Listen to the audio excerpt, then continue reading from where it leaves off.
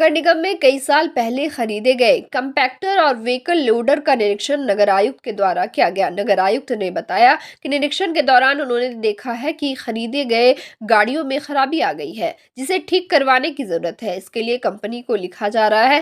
वहीं उन्होंने बताया कि लाजपत पार्क में ट्रांसफर स्टेशन बन गया है, जहाँ इन दोनों गाड़ियों को लगाया जाना है, जिससे मकसूदा स्कूल के पास जो कचरे रोड के किनारे गिरते हैं वह इसमें गिरेंगे और फिर वहां से हटाए जाएंगे, जिससे गंदगी नहीं फैलेगी। वही नगर आयुक्त ने बताया कि शहर में 4 जगह पर ट्रांसफर स्टेशन बनाया जाना है, जिनमें से एक बनकर तैयार हो गया है और स्टेशनों की बनाने की तैयारी की जा रही है। इसमें जो हम लोगों का कॉम्पैक्टर और व्हीकल लोडर है उसका क्रय किया गया था पहले, और ट्रांसफर स्टेशन का जो प्रोजेक्ट था वो थोड़ा डिले हुआ।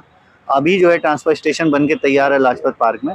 उस ट्रांसफर स्टेशन में 2 कॉम्पैक्टर और उसका एक व्हीकल लोडर, इसके माध्यम से कचरा उठाया जाना है। जब ये पूरी तरीके से इम्प्लीमेंट होगा तो जो डंपिंग साइट है वहाँ पर जो कचरा दिखता है, जैसे मोक्षदा स्कूल के सामने ही दिखता है कचरा, वो कचरा सड़क पे ना पड़ के डायरेक्ट इस कॉम्पैक्टर में जाएगा। तो कचरा जो यहाँ वहाँ आपको सड़कों पे दिखता है वो नहीं दिखेगा। वो तो अभी एक ट्रांसफर स्टेशन है, ऐसे 4 ट्रांसफर स्टेशन हम लोग खोलने जा रहे हैं। गाड़ी की क्या स्थिति है?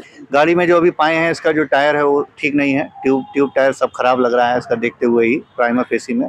और जो हम लोग रिपोर्ट बनवाए हैं उसमें भी सर्विसिंग से लेके हाइड्रोलिक से लेके कहीं कहीं इंजन में कुछ दिक्कतें आई हैं। तो हम लोग वारंटी पीरियड के बाहर हैं, उसको जल्दी से जल्दी मरम्मती कराते हुए फंक्शनल करा के हम लोग ट्रांसफर स्टेशन में इंस्टॉल करवा देंगे। बिहार कृषि विश्वविद्यालय सबौर के पूर्व प्रभारी कुलपति डॉक्टर अरुण कुमार के समय में सुरक्षा एजेंसी के चयन का मामला जहां विवादों के घेरे में है, वहीं टीएमयू प्रशासन ने भी विश्वविद्यालय की सुरक्षा के लिए उसी एजेंसी का चयन किया है, जिसकी जांच आर्थिक अपराध इकाई कर रही है। बताया जा रहा है कि बीएयू में समांता securities and intelligence services private limited Patna को तकनीकी बीड रद्द होने के बावजूद टेंडर देने के मामले की जांच में ईओयू की टीम पिछले दिनों बीएयू पहुंची और टेंडर से जुड़े डॉक्यूमेंट को अपने साथ ले गई है। इधर तिलका मांझी भागलपुर विश्वविद्यालय प्रशासनिक भवन, कुलपति, प्रतिकुलपति और रजिस्ट्रार आवास समेत Dinkar campus, old PG campus, विश्वविद्यालय स्टेडियम, 24 परगना महिला छात्रावास, Ravindra Bhavan, guest house, controller office, विश्वविद्यालय मुख्य द्वार सहित कई स्थानों पर सोमवार से सुरक्षा गार्डों की तैनाती कर दी गई। लगाए गए हैं निजी। हाँ, वो ऐसा है ना कि वो एक निजी सुरक्षा को देखते हुए हम लोगों ने ऐसा ही निर्णय लिया है और विभिन्न जगहों पर सुरक्षाकर्मी को लगाया गया है। कितने सुरक्षा गार्डों की तैनाती हुई है सर? अभी जो रफली है वो अभी 45 जो रफली एक आइडिया है, वो कागज मैंने देखा नहीं है, लेकिन 45 के आसपास है। लाठीधारी के अलावा क्या गनमैन भी रहेंगे सर? हाँ, गनमैन भी रहेंगे, लाठीधारी के अलावा गनमैन भी रहेंगे। क्या लगता है और गार्ड की आवश्यकता है क्या? और वो समय बताएगा, मुआयना करूँगा, एज ए प्रॉपर मैं देखूँगा कि क्या स्थितियाँ हैं। अगर आवश्यकता हुई तो बढ़ाऊंगा, नहीं तो फिर। भागलपुर के एक मेले में लोग उस समय भौचक्का रह गए जब एक प्रेमिका अपने प्रेमी से सबके सामने शादी के लिए जिद पर अड़ गई। दरअसल भागलपुर शाकचक के लालू भट्टा की रहने वाली मनीषा कुमारी का भागलपुर के मिर्जानहट निवासी प्रिंस कुमार से कई सालों से प्रेम प्रसंग चल रहा है। प्रिंस प्रेमिका को बिना बताए ही मेला देखने पहुंचा था। इसी दौरान वहां प्रेमिका मनीषा पहुंच गई और प्रिंस से शादी करने की जिद मचाने लगी। प्रेमी के लाख समझाने के बाद भी प्रेमिका नहीं मानी, जिसके बाद स्थानीय लोगों ने मंदिर में दोनों की शादी करा दी। शादी के बाद मनीषा के घर वालों को सूचना दी गई। मनीषा के परिजन ने शादी करने से इनकार कर दिया, लेकिन मनीषा ने अपने माँ बाप को छोड़कर अपने प्रेमी प्रिंस के साथ पूरी जिंदगी व्यतीत करने की कसम खा ली थी। क्या नाम तुम्हारा? प्रिंस कुमार। क्या हो रहा है यहाँ अभी? यही शादी ब्याह के मतलब लेके आए, उसी में। तुम लेके आए हो? मतलब दोनों मेला में मिले तो फिर ही आई, तब तो हम लेके आए। अच्छा, अभी क्या चाहते हो? अभी चाहते ही अगर शादी करेगी तो फिर हम भी करने को रेडी है। गार्जियन बोलेगा तो? क्या गार्जियन मतलब? मम्मी पापा बोलेगा क्या नहीं करना, तब हम करेंगे। ये अगर करेगी तो हम करेंगे। कितना एज है तुम्हारा? मेरा आधार कार्ड के हिसाब से 19 साल। लड़की का? लड़की का तो 18 साल। क्या नाम हुआ बाबू तुम्हारा? मनीषा कुमारी। क्या चाहती हो? प्रिंस के साथ कितना एज है तुम्हारा? कितने दिन से ये चल रहा है? 6 साल से ज्यादा कैसे जानी? साथ में पढ़ाई कर रहे हैं। लड़का क्या बोलता है? हमसे शादी करने के लिए तैयार और तुम्हारे माँ बाप? तैयार नहीं, तो फिर आगे हम शादी करेंगे उनसे। लड़का से करना चाहती हो? अब पुलिस आएगा तब?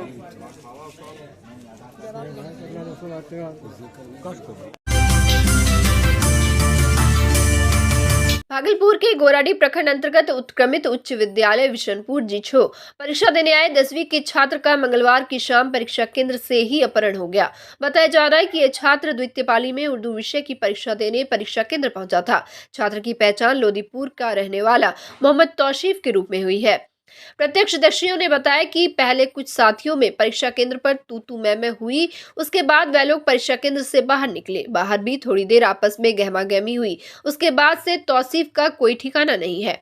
इधर तौसीफ की मां ने बताया कि 5 दिनों से वह ही परीक्षा केंद्र पर अपने बेटे को छोड़ने आ रही थी, लेकिन आज उन्हें कुछ जरूरी काम आ गया था तो वह छोड़ने नहीं आ पाई। साथ ही गायब हुई छात्र की मां ने स्कूल प्रबंधन पर भी बच्चों का ध्यान नहीं रखने का आरोप लगाया। उसने विद्यालय का गेट खोलकर जांच करने की भी बात कही। घटना के बाद घंटों परीक्षा केंद्र के पास हाई वोल्टेज ड्रामा चलता रहा। इसको देखते हुए प्रशासन भी उस बच्चे की तलाश में जुट गई है। खबर लिखे जाने तक छात्र का कोई पता नहीं चल पाया है। क्या हुआ है? हम बच्चे को एग्जाम देने के लिए भेजे। हम डेली आते थे साथ में, आज किसी काम की वजह से नहीं आ पाए। मेरा बाबू भी बोली कि मम्मी एग्जाम दे करके चल आए, और स्कूल के अंदर में लड़ाई हुआ। और गार्ड सब क्या कर रहे थे बताया जा रहा। दूसरा बच्चा बोल रहा किससे लड़ाई हुआ? और दूसरे बच्चे हमको क्या पता, हम तो अपने घर में थे। और दूसरे बच्चे किस चीज का एग्जाम देने आए? 10 का मैट्रिक का एग्जाम देने आए। क्या नाम था आपका? मोहम्मद तौसीफ। अच्छा, किससे मार झगड़ा किससे हुआ? और बच्चे में लड़ाई बाप किससे हुआ था हम तो नहीं जानते। जो स्कूल में वही ना जानेंगे, हम तो अपने घर में थे। आप लोग सुबह आए थे उसको छोड़ने के लिए? स्कूल में उसके साथ दूसरा लड़का आया था। अच्छा, अकेले आया था? जी, आप पहले उसके साथ में आया। पहले आप लोग खुद आते थे? हम डेली आते थे, हम 5 दिन आए। आज क्यों नहीं आए? आज किसी काम की वजह से हम नहीं आए। कुछ काम था घर में। बच्चा भी बोला कि मम्मी कोई बात नहीं, हम एग्जाम देके घर आ जाएंगे। आपका नाम क्या हुआ? मेरा नाम बीबी नूरी। क्या, कौन था वो आपका लड़का? मेरा बेटा। जिले में सड़क हादसा थमने का नाम नहीं ले रहा है। ताजा मामला बबरगंज थाना क्षेत्र का है, जहां बिजली विभाग के मीटर रीडर पंकज कुमार शाह की सड़क दुर्घटना में भागलपुर के मायगंज अस्पताल में इलाज के दौरान मौत हो गई। वे साइकिल से मीटर रीडिंग कर अलीगंज चौक के पास से गुजर रहे थे। इसी दौरान तेज रफ्तार से आ रही बाइक सवार ने उन्हें धक्का मार दिया। धक्का लगने के बाद मीटर रीडर पंकज कुमार को स्थानीय क्लिनिक में भर्ती कराया गया, जहाँ से बेहतर इलाज के लिए उन्हें मायगंज अस्पताल भेजा गया, जहाँ डॉक्टर ने उन्हें मृत घोषित कर दिया। जैसा कि आप लोगों को पता है कि पंकज कुमार हमारे मीटर रीडर थे मेगा कैलिबर के अंदर में, जो अब नहीं रहे।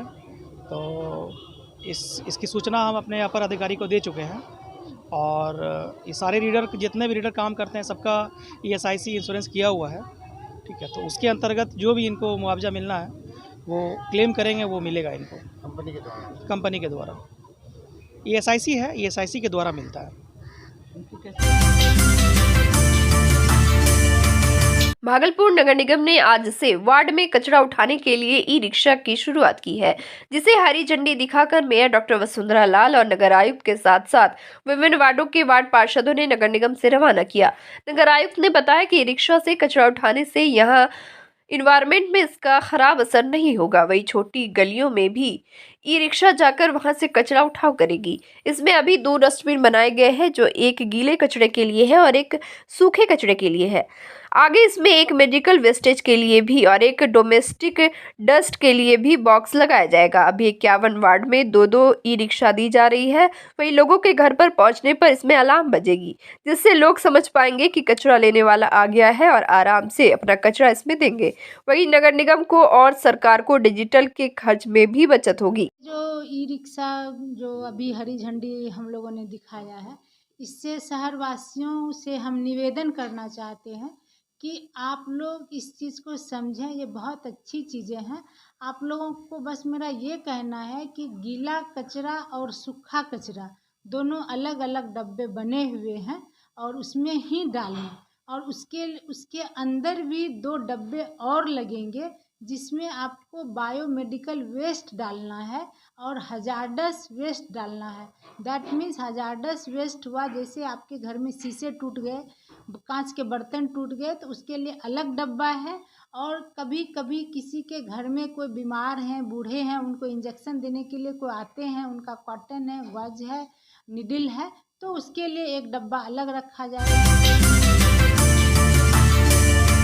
बीपीएससी से उत्तीर्ण हुए उत्क्रमित मध्य विद्यालय में प्रधानाध्यापक पद के लिए बीपीएससी द्वारा जिले में चुने गए 23 प्रधानाध्यापक पदस्थापना में क्षेत्रीय उपनिदेशक के द्वारा मनमानी कर पदस्थापना किए जाने के विरोध में जिलाधिकारी सुब्रत कुमार सेन को ज्ञापन दिया गया।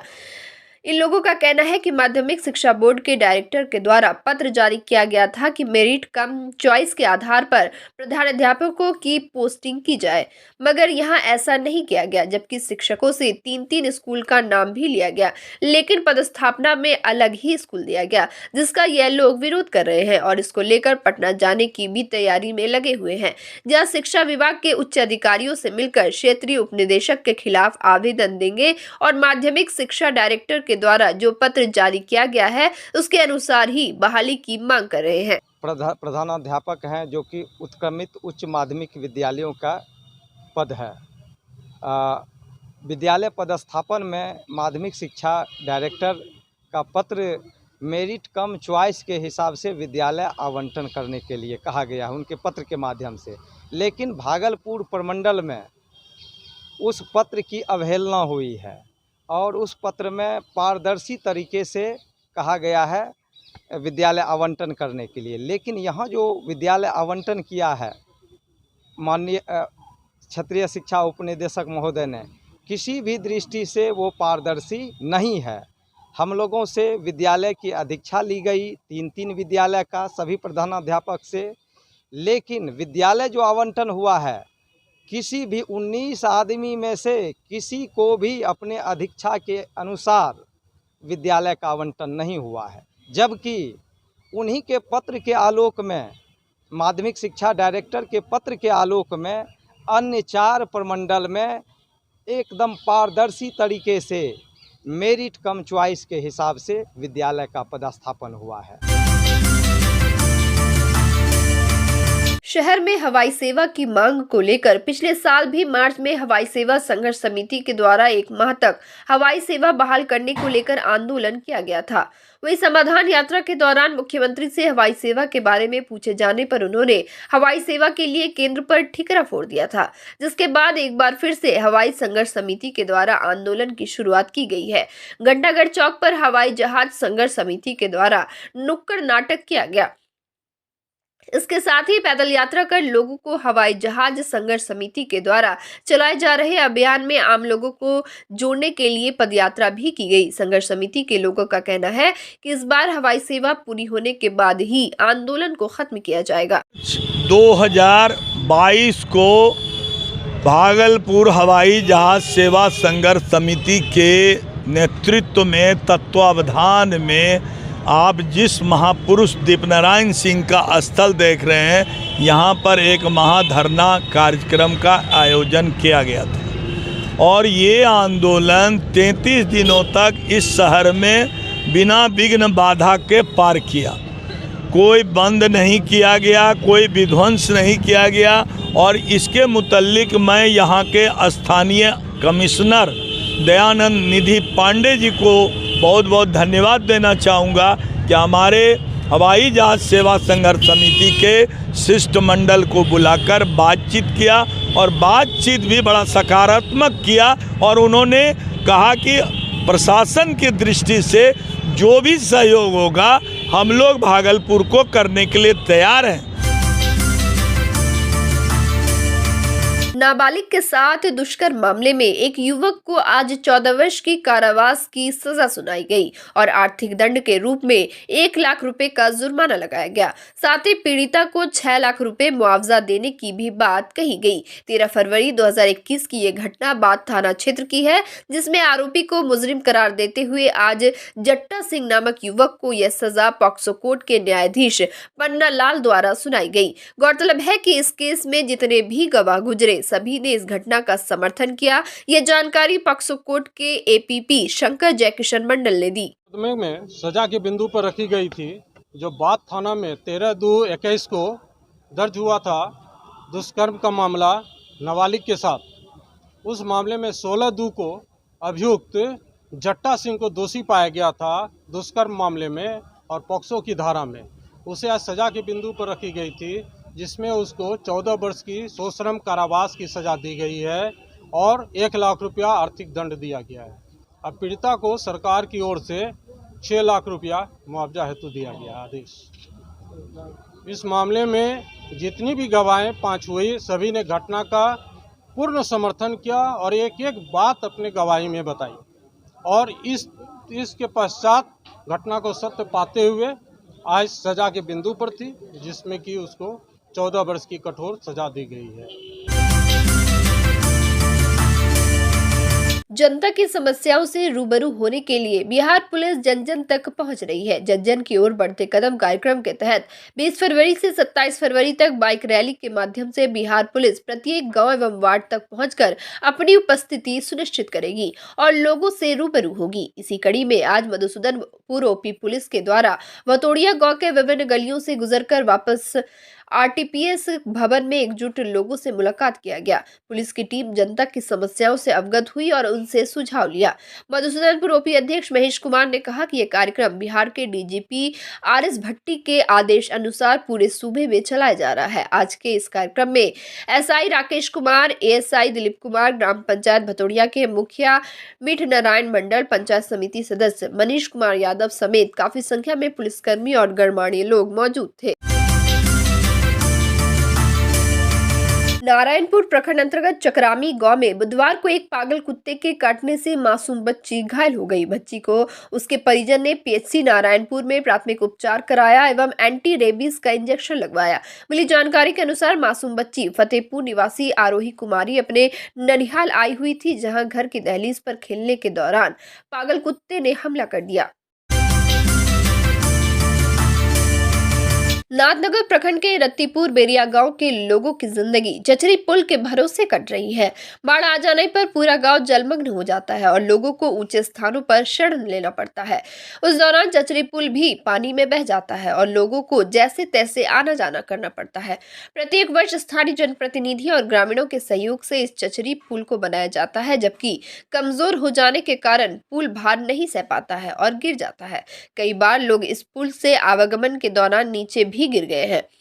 ग्रामीण दिलचंद महतो, लूरी मंडल, सदानंद महतो, सेवक महतो ने बताया कि बरसात के समय घर से निकलना मुश्किल हो जाता है, आवागमन बाधित होता है, प्रखंड मुख्यालय से संपर्क भी टूट जाता है। कई वर्षों से लोग आवाज उठा रहे हैं, लेकिन किसी पदाधिकारी और प्रतिनिधि द्वारा पहल नहीं की गई। बता दें कि इस गांव में करीब 200 से ज्यादा परिवार रहते हैं। लोगों को प्रखंड मुख्यालय आने जाने तक ये चचरी पुल पार करना पड़ता है। टपेगा कैसे पार होगा, इसके लिए कोई खोज खबर नहीं है। आता है, जीत करके चला जाता है और उसके बाद कोई उलट के नहीं आता है यहाँ। अच्छा, जो भी आता है कि हम ऐसे कर देंगे वैसे कर देंगे, लेकिन कुछ नहीं करता है। जीतने के बाद जा कर के सो जाता है, कोई नेता ध्यान नहीं देता है।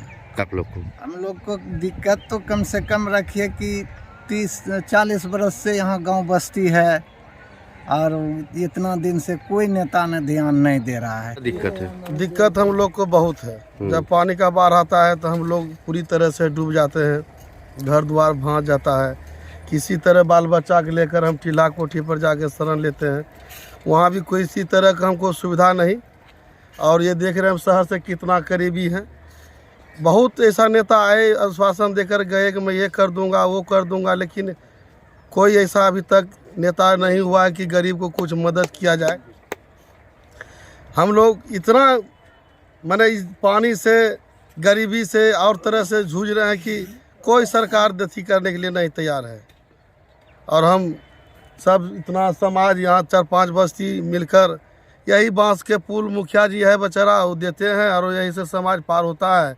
कभी कदाल हो सकता है कि पुल से हम लोग गिर भी जाते हैं नीचा, काल खुलाने बच्चा सब भी गिर जाता है। और मैं सरकार से ही कहना चाहूँगा कि हम शहर से करीबी में हूँ, खास दूर नहीं है, कम से कम एक पुलिया दे देगा हम लोग को तो आराम से हम लोग आज जा सकेंगे।